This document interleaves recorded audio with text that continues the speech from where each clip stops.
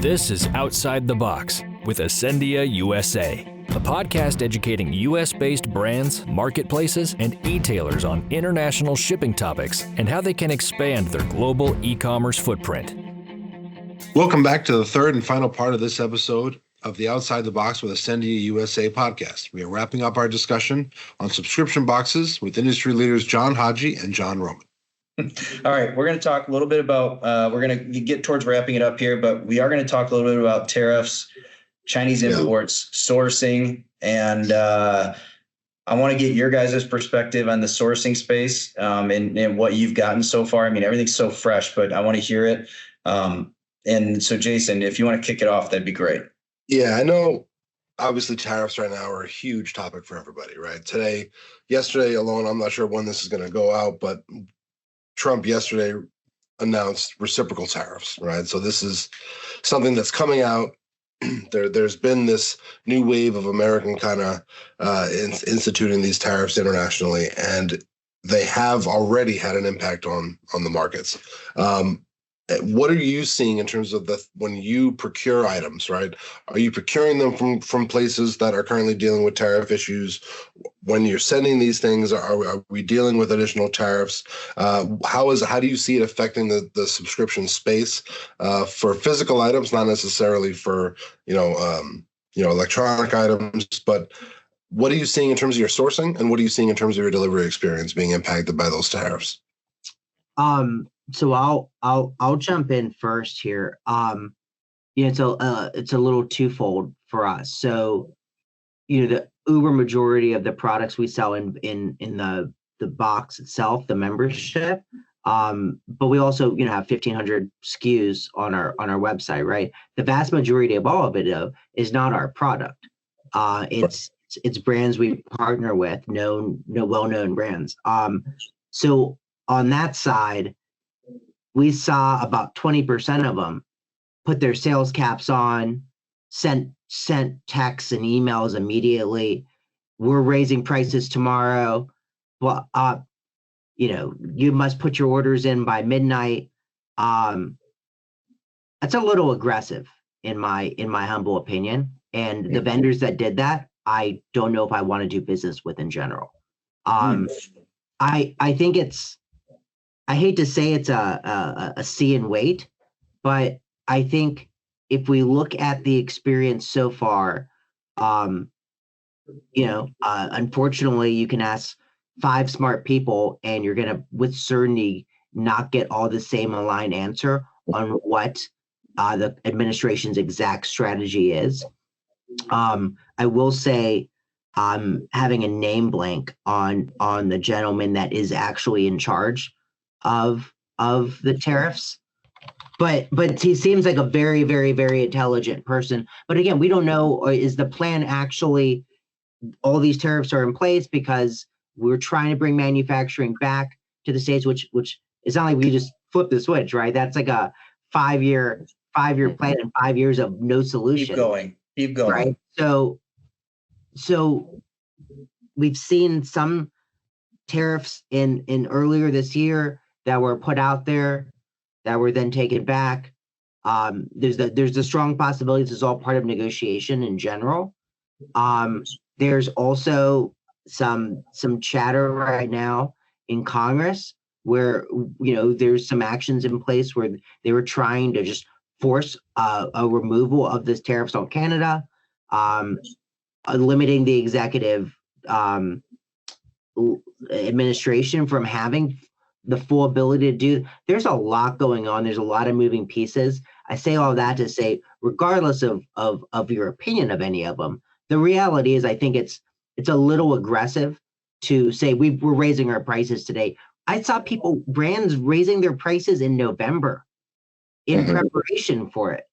Like right now, it's a see and wait for us, right? I think we need to know what this is actually going to look like before we make those decisions. I will tell you and this isn't just subscription, I would argue subscription might even be a worst case scenario because a lot of them are trying to bring dollar value to the box. Yeah. But e-com in general, the average across the board, they typically only have about, they have about 45% in in COGS. And do some quick math, increasing those with these new tariffs, knowing good and well the vast majority, whether anybody wants to admit it or not, of stuff does come from China, right? China is the major power there. So you're talking about a number that really changes the impact of the whole economics of that business. There's a lot of businesses that at the end of the day are making sub 10% gross. That this calculates them out of a business. So I think this is a very big deal, but I think jumping early is, the people that are jumping early, changing the price, they might be right. I'd rather not do the expense of my customers and see and wait. Heading to SubSummit in Dallas from May 28th to 30th? Seize the opportunity to supercharge your global e-commerce expansion. Book a one-on-one hosted meeting session with Nick Agnetti, Enterprise Sales Executive at Ascendia USA, and uncover strategies to seamlessly grow your business into Mexico, Canada, and beyond. Don't miss your chance to break into new markets and grow your SubBox business to the next level. Okay. Yeah, I have to agree with John on the see and wait thing. Like, it's definitely very important, and I think you have to plan for this. In the subscription box space, subscription box companies specifically are already working on razor thin margins, right? So of course, when you think of a 25% tariff fee imposed on your products now coming in, when you've been operating for a number of years, the math doesn't add up for your business model, right? It's going to go upside down. However, I think of some of these brands out there that have relationships with manufacturers overseas for 4, 5, 6 years, right? And these manufacturers are relying heavily on your business. The wait and see game for me, I agree with, because you'll be surprised. A lot of those manufacturers will absorb those costs or maybe take on half of those costs, So I think everyone sees, okay, 25, whatever, 30% tariff imposed, boom, that's going to affect me right away for my business. No, I disagree. I don't think that's going to be the case, actually. I actually think every party involved is going to work together, actually, to figure out how this can make sense for every party involved. And I think that a lot of brands might be acting a little too quickly, and maybe they're acting quickly and they are going to be right. We don't know, right? But I do think that we do need to kind of let this pan out. I think the relationships and kind of the conversations still need to be happen. If it was black and white, and I was running Gentleman's Box till this day, where 95% of everything that we curated came from China, and my manufacturer's 25%, we'd be out of business. Right, black and white. That's the case. That's that. So when you think of it like that, that's obviously very scary, right? But I think you'll be surprised on the leverage a lot of these companies will have in having these conversations with their manufacturers overseas to come to a solution that makes sense for both parties. And that's why I think it's a wait and see game. Interesting. Thank you both very much for that, and I agree. There, John Roman, going back to you say you talk to 5 smart people, you get 5 different, a little bit of variance from 5 different people as to what's really going on, right?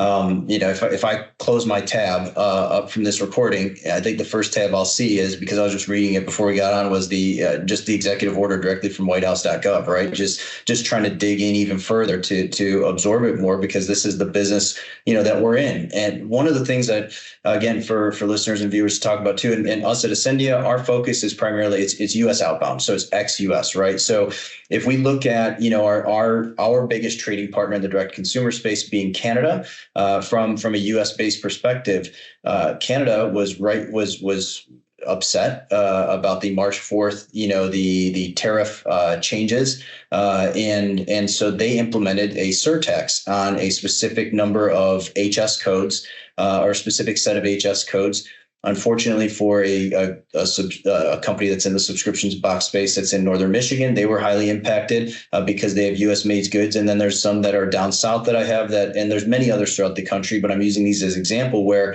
all of a sudden they were paying zero duty, and let's say January and February, and then all of a sudden we recalculated and they look at, okay, if we look at another 30-day period post-March 4th, we're looking at then they're going to be paying another, $9,000 a month in duty.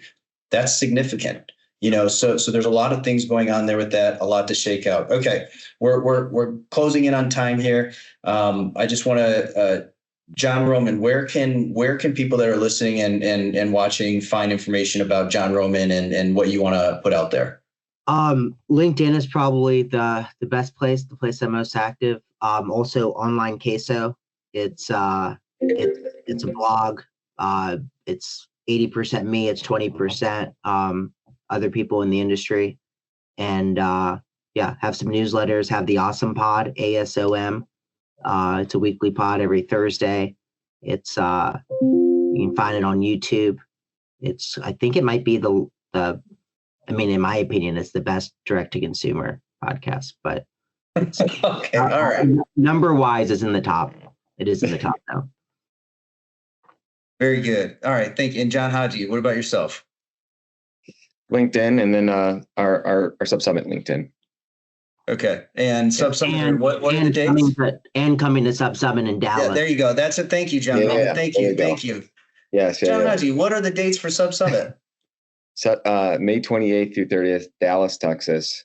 It's going to be filled with tons of merchants across many different verticals of subscription box, membership, loyalty, rewards, digital streaming.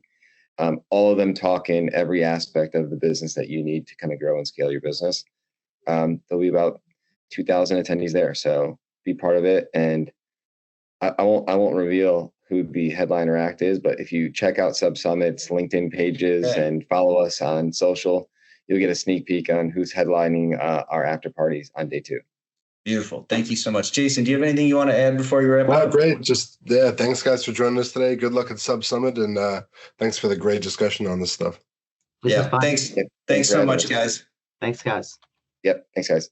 Share, subscribe, and download our podcast. To learn more about today's topic or for a free consultation, email us at ecommerce.usa@ascendia.com. Come back for more insightful discussions on e-commerce shipping to Canada, Mexico, and worldwide.